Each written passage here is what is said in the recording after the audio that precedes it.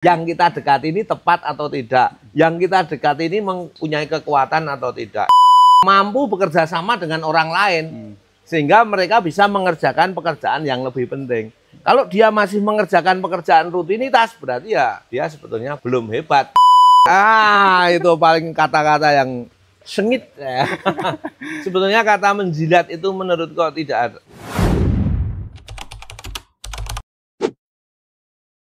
Halo teman-teman, Assalamualaikum warahmatullahi wabarakatuh. Kembali lagi bersama saya di Pak Dewan Channel. Kali ini saya bersama Pak Dewan akan kembali berbincang-bincang seputar dunia bisnis dan wirausaha. Oke Pak Dewan, jadi untuk pada kesempatan kali ini mungkin kita akan ngomong, jadi intinya itu ada orang yang bilang bahwa salah satu jalan menuju kesuksesan adalah dekat dengan orang-orang sukses. Nah, menurut Pak Dewan bagaimana? Itu memang betul usia, tetapi itu butuh proses yang panjang untuk bisa mendapatkan hatinya. Jadi begitu kita ketemu nembung, itu yang nggak tepat. Butuh waktu yang sampai betul-betul kita itu dicari kalau nggak ada, atau kita di WA, di telepon, atau kalau perlu kita mendengarkan dari suara orang lain, dia bersuara di mana, kita bisa mendengarkan mereka lewat orang lain. Gimana kesan kita terhadap mereka. Jadi istilahnya ya ungkapan semacam itu ya Bapak sangat setuju gitu nih Pak? Sangat-sangat setuju. Banyak di negara barat pun orang-orang yang sukses itu mereka dermawan. Banyak mereka punya CSR, banyak sekali tuh orang yang sampai mau membantu.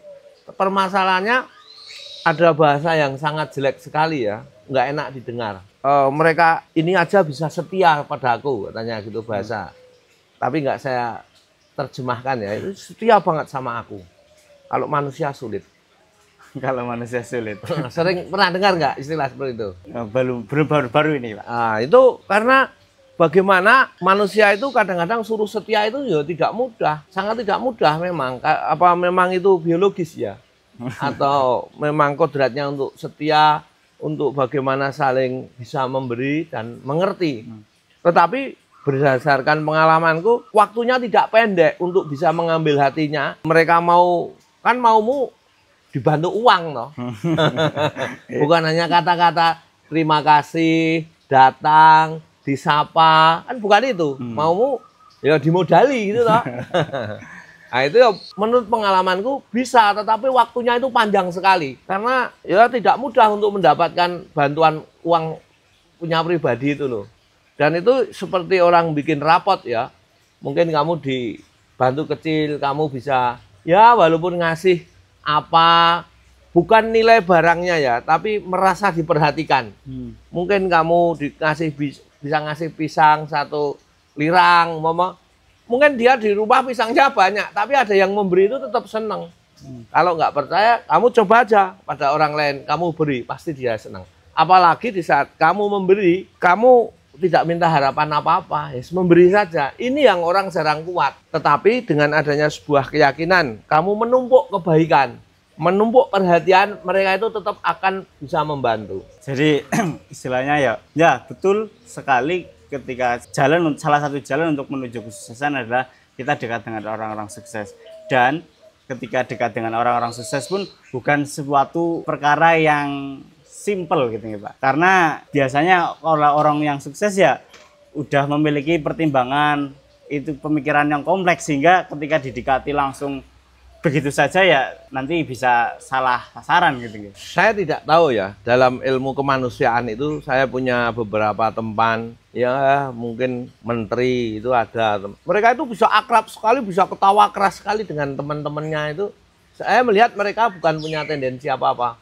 Tetapi mungkin ada sentuhan-sentuhan apa ya yang mereka kok bisa menembus sampai batas itu. Gitu. Jadi memang ada orang yang bisa menyentuh perasaannya, sehingga mereka mampu melakukan hal yang jauh sekali karena mereka merasa tersentuh hatinya. Nah, untuk bisa menyentuh itu memang bahasa yang jelek mungkin bisa dikatakan cari muka ya. Nah, itu memang menyakitkan, tapi sebetulnya ya memang gimana ya, wong kita dalam hati kita itu memang mau cari mukanya ya. Atau mungkin lebih kasarnya lagi menjilat gitu ya. Itu paling kata-kata yang sengit. Sebetulnya kata menjilat itu menurut kok tidak apa-apa. Dijilat kan juga seneng tuh orang itu, diperlakukan baik. Tetapi bagaimana kamu bisa berlaku dengan yang pas gitu loh. Dengan yang pas, yang menyenangkan, dan pasti kompetitor yang ingin mendekati itu kan bukan hanya 1, 2, 3 orang, 4, 5. Lah mereka yang punya ilmu strategi kan membaca, wah itu udah mau mendekat. Nah, itu mereka yang sama-sama ada kepentingan, dia berbau itu. Berarti istilahnya ya dalam upaya dekat mendekati itu adalah sesuatu yang sebenarnya niscaya, karena betapapun manusia pun bisa berjaya sampai saat ini ya karena adanya hubungan atau kerjasama satu sama lain gitu kita. Iya. Nggak mungkin toh, kamu seorang yang hebat itu kan sebetulnya kalau pekerjaan itu bisa didelegasikan, bukan dikerjakan sendiri. Berarti seseorang yang hebat itu yang mampu bekerja sama dengan orang lain, sehingga mereka bisa mengerjakan pekerjaan yang lebih penting. Kalau dia masih mengerjakan pekerjaan rutinitas, berarti ya dia sebetulnya belum hebat, itu menurutku. Tapi memang ada batas-batas tertentu yang tidak bisa didelegasikan ya, tetapi rasanya kalau di bank itu semua bisa didelegasikan ya. Bisa ada surat kuasa. Mungkin yang nggak bisa itu kalau utang. Utang tanda tangan perjanjian itu kayaknya nggak bisa didelegasikan ya. Tetapi kalau lainnya bisa. Berarti dengan bank itu cuma butuh umpama perpanjangan pinjaman. Berarti kan cuma ke kantor bank itu bisa 3 tahun sekali ya. Itu pun kalau kita nasabah besar, banknya akan datang. Jadi ya betapapun itu kerjasama adalah kunci, dan dalam kerjasama itu istilahnya menjalin hubungan itu ya akan alangkah lebih baiknya kalau tidak sekedar hubungan profesional tapi juga hubungan emosional gitu ya Pak. Ya betul. Kalau kamu memang konsepnya mau mendekat, ya mesti di dekatnya profesional itu ada bahasa yang lain, bukan hanya cukup menyelesaikan pekerjaan dengan baik, tetapi walaupun pekerjaannya baik, kalau bahasanya Jawa nyebai, akan juga nggak masuk. Jadi kadang-kadang profesional itu menurutku loh ya, menurutku itu kan level tidak di atas, yang di bawah, agak nomor 3, nomor 4, nomor 1 itu mesti orang mengambil kebijakan. Profesional itu kan semua manut aturan, itu kan yang di bawah. Kalau yang di atas kan kebijakan.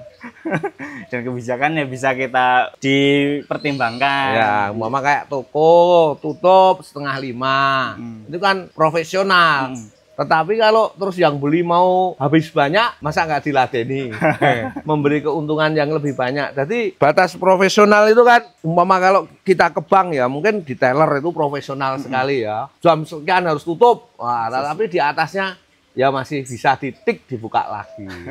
Jadi ya betapapun kalau misalkan dalam suatu lingkungan pekerjaan, ketika suatu hubungan itu hanya dibangun secara profesional, itu ya istilahnya kurang kuat gitu ya Pak. Ya menurutku ya, kan makanya ada kita sering mendoakan, itu kan bagian dari kita menyiapkan di saat kita ketemu. Di saat kita tidak ketemu pun kita itu mendoakan kebaikan buat mereka. Pasti di saat ketemu, wah, ada pertemuan yang sangat lembut. Loh, nggak ada orangnya aja didoakan kok. Apalagi ada orangnya, pasti dia perasaan seneng itu nggak bisa ditutupi.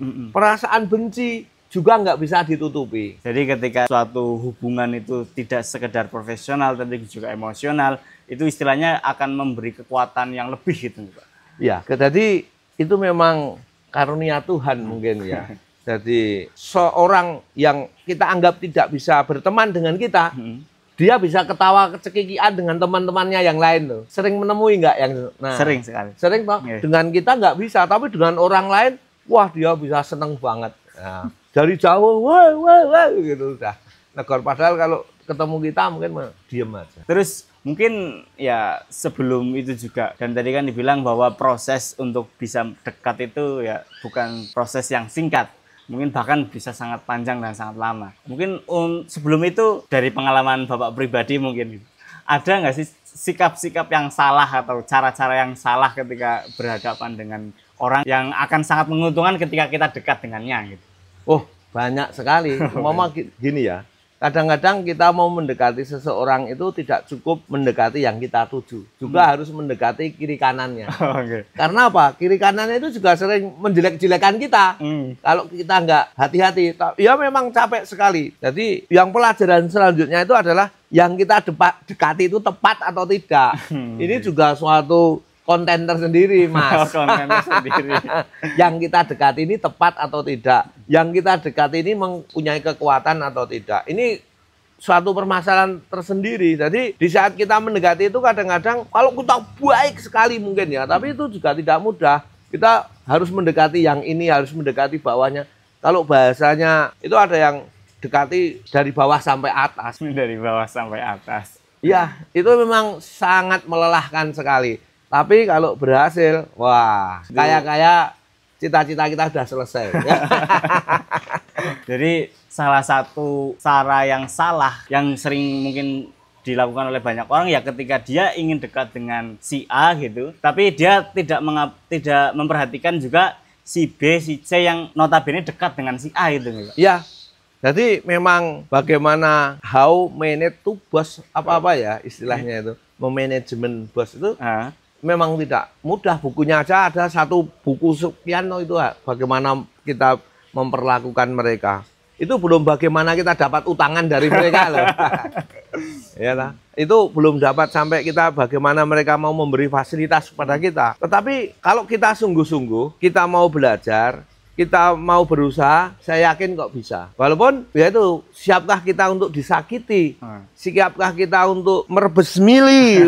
Diperlakukan bagaimana? Tapi itu bagian dari ujian. Kenapa? Bagi mereka yang berpunya, kadang-kadang sesuatu yang kita impikan sangat luar biasa, bagi mereka itu cuma seribunya, mungkin bisa 10/10.000-nya. Sehingga bagi mereka kalau mau, itu hal yang sangat mudah. Nah, permasalahannya itu bagaimana mereka mau. Nah, ini yang perlu kita pelajari. Jadi kehidupan yang bagi beberapa orang atau puluhan orang sulit karena mereka tidak ketemu pintu-pintu pembuka rezeki. Jadi ketika kita mengalami kesulitan atau apa, itu ya sebenarnya pintu-pintu itu sebenarnya banyak. Tinggal kita mau mengeksplorasi, mau mengetuk, mau belajar untuk bisa mengetuk yang benar atau tidak gitu. Betul. Saya masalahnya sudah pernah merasakan ya. Di saat saya jualan cobek, itu kan menurut saya sudah uangnya lumayan lah bagi saya waktu dulu dibanding dengan keliling kartu nama ya. Tapi begitu jual semen, lah semua cita-cita saya itu habis ya. Begitu dipinjami kakak saya itu, ternyata kayak ngen kita itu kan mungkin punya motor, punya HP yang bagus, punya baju. Ini kan bagi orang-orang tertentu kan istimewa sekali. Iya, sangat istimewa, dan bagi orang-orang tertentu juga itu hal yang mungkin 10/10.000 bagi mereka. Cuma kita nggak ketemu mereka. Dan mereka itu bisa disentuh kalau kita itu tepat. Dan mungkin pertanyaan besarnya, bagaimana menyentuh yang tepat itu? Itu memang kita harus belajar pada orang yang memang punya pengalaman ya. Tapi itu ya nyarinya memang butuh perjalanan tersendiri yang mau mengajari, menyontoni, mengawasi kita untuk bisa menyentuh orang yang tepat sehingga kehidupan kita akan berubah. Karena mungkin apa ya, saya sering melihat gitu ya, mungkin ini terjadi di Bapak atau enggak, di daerah saya, tempat saya itu kan ada orang yang terkenal cukup sukses. Dia punya kebun karet yang sangat luas sehingga konglomerat lah di desa saya itu. Nah, ketika ada dia itu, misalkan di acara kepungan atau kenduri, itu ya orang-orang sering nyeletuk, Bu bayari atau apa gitu, sebenarnya sangat tidak tepat ya, Pak. Sangat tidak tepat. Sangat tidak tepat. Mereka itu juga di saat ingin duduk itu ya ingin duduk seperti teman-teman. Nanti kalau dia tersentuh dia akan memberi. Apa ya benar nembung minta kok di depan orang banyak. Kalau itu kan kadang-kadang mulut itu kadang-kadang ngampet sulit loh. Mengoat jawatan gitu. Kalau dia terkonsep kan ya nggak mungkin. Coba aku nanti mau minta dia di depan orang banyak kan nggak mungkin.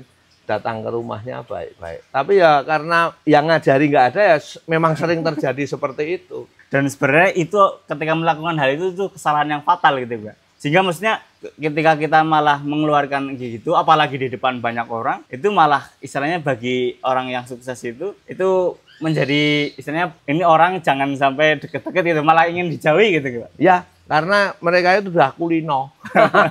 Kulino nembung. Jadi kalau dalam manajemen mesti tidak ada nembung kok di depan orang banyak. Itu mesti keperucut. Nah, kalau nembung itu ya pas ngomong baik-baik. Kalau dekat mesti nggak mungkin orang kok nembung di depan. Atau mungkin dia ingin menjatuhkan. Atau mungkin ya dia memang ingin mengetuk dia di depan orang banyak biar mau memberi juga bisa. Itu mungkin juga trik-trik meminta. Tapi istilahnya kalau katakanlah misalkan saya pribadi ketika melakukan hal yang sama itu ya sangat malah menjauhkan dari orang yang sukses itu gitu. Menurut saya iya, karena ini berdasarkan pengalaman saya ya. Karena orang yang sukses itu ditembung di depan forum itu tidak suka. Dia sukanya ya pribadi atau mungkin malah tidak kelihatan kalau dia memberi. Jangan buru-buru nembung dulu, tapi melakukan pendekatan-pendekatan tertentu mungkin dulu. Gitu. Dia nembung di depan forum itu dia cuma tidak punya agenda besar. Ya agendanya cuma untuk kenduri, untuk bantuan kecil-kecilan. Tapi menurut saya itu bukan hal yang menarik. Tetapi kalau mereka yang punya agenda besar, mereka mesti hati-hati sekali, mau ngomong aja hati-hati kok. Apalagi ya kelihatan dia nggak punya program besar, cuma kecil-kecil saja. Jadi kalau punya program besar ya, misalkan kita ingin yang sukses itu terlibat ya, kita harus benar-benar melakukan pendekatan yang pas gitu. Ya salah satunya kalau orang lain tidak melakukan, dia mau melakukan, mau dia subuhan, digodok-endok, dibawakan teh panas, ditawani kola. Nah, itu bagian dari melakukan perbuatan yang menyenangkan. Orang lain nggak diberi, kita diperlakukan istimewa, masih jebol artinya. Jadi sebenarnya betapapun orang sukses apapun, punya uang sebanyak apapun, ketika diberi perhatian semacam itu ya luluh juga gitu. Ya, batu sekeras apapun ditetesi air secara terus-menerus kan juga berlubang. Jadi ya istilahnya justru ketika ada orang sukses atau ada orang yang itu, di mana tadi kan sebagaimana di awal dibilang, salah satu cara untuk menjadi orang sukses ya mendekati orang sukses, ya langkahnya harus pelan-pelan, harus penuh perhatian dan menghindari jangan buru-buru nembung gitu atau mengungkapkan kepentingan kita. Ya benar, yang paling tepat jangan buru-buru menyampaikan kepentingan kita. Oke. Nah terus mungkin setelah jangan, kita tahu lah istilahnya salah satu poin mendasarnya jangan buru-buru mengungkapkan kepentingan kita, ada lagi nggak Pak? Maksudnya poin-poin yang harus kita pegangi istilahnya. Memang tidak mudah ya, kadang-kadang kita berlaku lembut, hati-hati, mereka nggak tahu kalau kita itu maunya itu mau nembung. Nah itu ya harus membaca banyak buku dan harus banyak wiridan. Jadi ya memang betapapun manusia itu ya sangat kompleks istilahnya Pak. Ya, tapi banyak yang harus diingat, banyak orang yang bisa melakukan hal yang seperti itu. Orang-orang yang sukses bisa banyak melakukan hal-hal yang seperti itu. Kita saja yang belum bisa. Jadi mungkin mudahnya ya cara kita biar bisa dekat ya bagaimana cara kita bisa mengambil hatinya gitu. Ya, intinya itu. Baik mengambil hatinya dengan perhatian yang lebih, dengan pelayanan yang lebih gitu. Istilahnya kan mungkin secara lisannya cuma katakanlah, ih tolong sih nyalain kompornya gitu. Mungkin dikasih apa gitu ya. Ditambahi kompornya dilapis, sampingnya dilapis gitu. Ya, jadi istilahnya ketika kita ingin mendekat itu yo harus benar-benar totalitas dan harus bisa pintar-pintar melihat apa nilai yang lebih sehingga membedakan kita, membuat kita spesial di mata orang yang sukses. Kamu udah pintar, tinggal ngelakoni. Oke. Mungkin terakhir apa ada pesan-pesan untuk teman-teman di sana? Untuk bisa sukses, kita memang harus berteman dengan orang yang sukses. Oke. Demikian tadi teman-teman podcast atau obrolan kita dengan Pak Dewan. Barangkali dari teman-teman ingin bertanya atau apa bisa tulis di kolom komentar di bawah ini, kita diskusi bareng-bareng di bawah dan mungkin ya bisa kita bahas dalam sesi dialog yang lebih panjang selanjutnya. Dari saya kurang lebihnya mohon maaf. Wassalamualaikum warahmatullahi wabarakatuh. See you.